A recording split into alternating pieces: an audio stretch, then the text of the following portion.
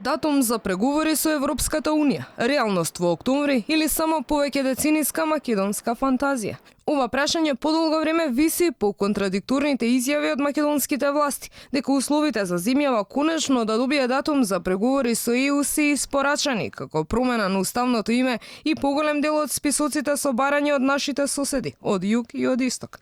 Но и ако Грција, каде е можна промена на власта, и Бугарија во последниот период има оптимистички пораки во однос на поддршката на европскиот пат, голема е веројатноста да добиеме црвено светло од поголемите европски играчи, како што е Франција, барем судејќи според последните пораки упатени од францускиот амбасадор во земјава Тимоние.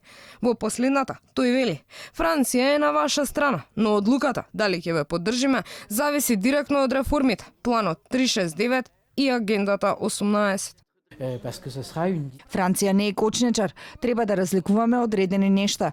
Имаше една пречка, тоа беше грчкото вето поради името кое не беше наклонето за отворање на преговорите, но и вето за влез во НАТО. Сега е надминато. Второто прашање кое се покрена во месец јуни минатата година, а тоа е агендата што требаше да се спроведе 369 и агендата 18.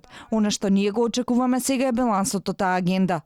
Истото, Тимоние првично го изјави за Алфа уште пред еден месец, но тогаш, наместо за октомври, датум за одлука најави до крајот на годинава.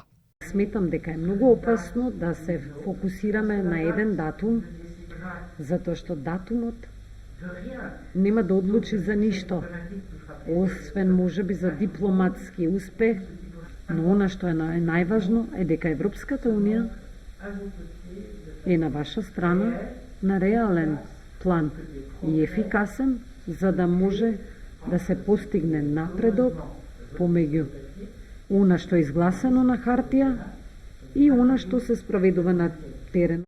Земјава во текот на претходните месеци ги собра речиси сите пофалби дека ги исполнила барањата на Европската Унија од политички аспект. Си го смени името, постигна договори со соседите, но сепак Европската тројка, Франција, Германија и Холандија постави нови услови. Без проведени реформи во сите области и без законот за СЈО нема гаранција за почнување на преговори.